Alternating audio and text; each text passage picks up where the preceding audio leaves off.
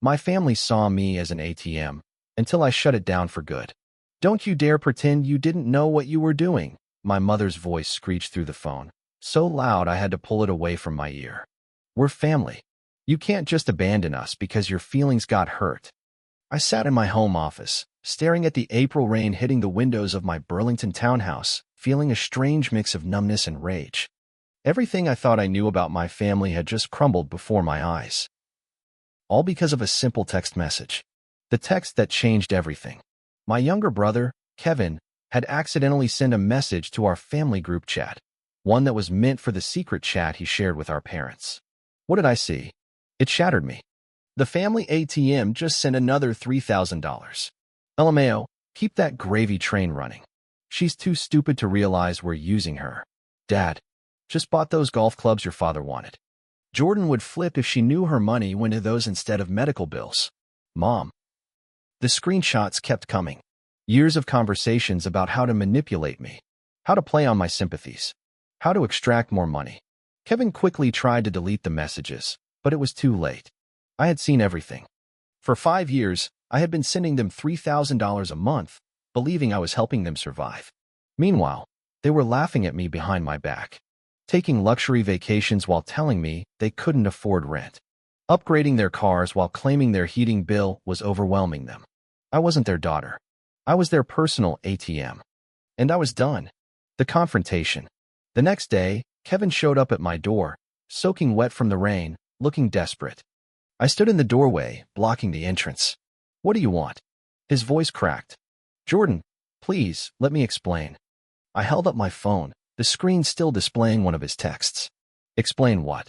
How you've all been laughing at me for years. Kevin flinched, his guilt written all over his face. It's not what it looks like. Mom and Dad, they started it, and I just went along with it. My jaw tightened.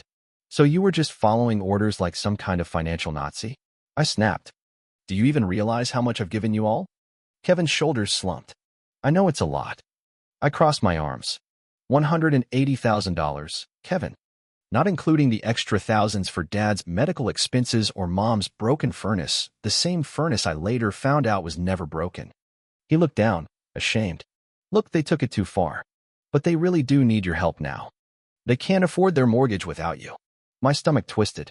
Their mortgage on the lakefront condo they bought last year while telling me they were struggling to pay rent? Kevin stammered, struggling to find an excuse. I sighed, a strange calm washing over me. I think you should leave. His face fell. Jordan, please. I shook my head. I've been Jordan, please, for too long. No? Jordan is done. The fallout. After Kevin left, I sat down with my laptop and logged into my bank account. Every month, for 5 years, there it was. A $3,000 transfer to my parents' account. Plus all the emergencies. Another $40,000 over the years. For what? So they could laugh at me? Then, I did something I should have done years ago. I canceled the automatic transfers. I closed the supplemental retirement fund I had been secretly building for them. I removed them from my health insurance plan. I changed my life insurance beneficiaries. Step by step, I untangled them from my life. And when my mother texted me, claiming my father's blood pressure was dangerously high because of my selfish behavior, I didn't respond. The last straw. 3 days later, my parents showed up at my door. Kevin stood behind them, looking miserable. Jordan, my mother started, her voice fake and sugary. We just want to talk. We're family. I didn't let them inside. Family doesn't manipulate and steal. My father's face darkened. We were just joking, Jordan. You're overreacting. I laughed bitterly. Oh, so when you called me stupid for sending you money, that was a joke? When you faked medical bills to squeeze more cash out of me, that was a joke. Silence. Then my mother tried a new tactic. Sweetheart, we've lost everything. The condo, the car, your father's medication is so expensive without your insurance. I stared at her. The $42 prescription that you claimed was $450? Yeah, I called the pharmacy. I know. Her eyes widened, caught in the lie. So that's it? You're just abandoning us. I took a deep breath. I'm not abandoning you. I'm just done being used. Then I shut the door. And for the first time in years, I felt free. 6 months later, they lost the condo. Kevin let them move into his one-bedroom apartment, where they now struggle to make ends meet. Every few weeks, I get emails from random family friends telling me how my parents have suffered enough. I delete them. Because for the first time in my adult life, my money is going toward my future, not their fake emergencies. And the guilt? It's finally fading, replaced by something else. Freedom. Life without them. The aftermath of cutting ties. It's been 6 months since I cut my parents off.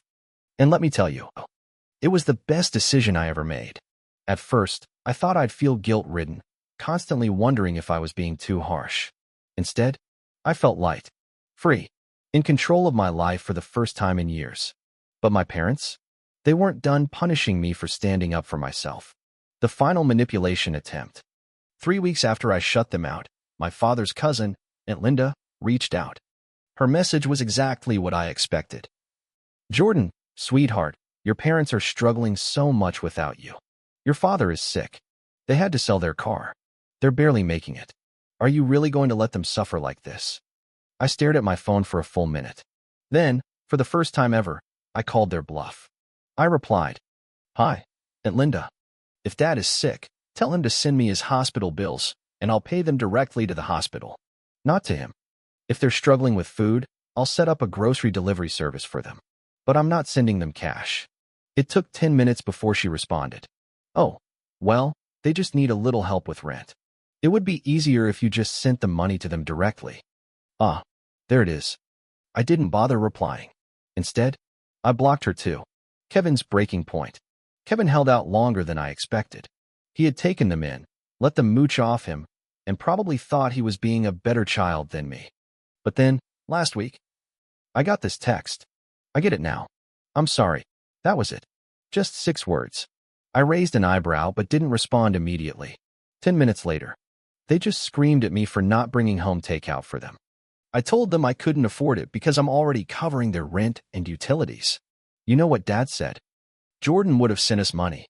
You're just selfish." I let out a bitter laugh. "It took them calling you selfish to finally wake you up?" He responded immediately. "I was an idiot. I thought they just needed help. I didn't realize they see everyone as a piggy bank. I'm kicking them out next month. I can't do this anymore." And just like that, the last enabler crumbled. The end of an era. A week later, my mother sent one last email. The subject line? "We forgive you." I almost choked on my coffee. Forgive me? Out of morbid curiosity, I clicked. "Jordan, we understand you've been upset, and we forgive you for turning your back on your family. We just want to move forward. If you're ready to be part of this family again, all we ask is a small monthly contribution. Your father and I are willing to let bygones be bygones. Let's not hold grudges." I stared at the screen, then burst out laughing. They didn't even pretend to apologize. Not even a fake "we're sorry." Just pure entitlement. I didn't respond. I just hit delete. Moving forward, since cutting them off, I moved into a new home, one they'll never step foot in. I started a retirement fund for myself. I traveled for the first time in years without worrying about them draining my savings. And the best part? I don't wake up every day waiting for the next financial crisis they'll dump on me. I wake up knowing I'm finally free. Thank you for watching.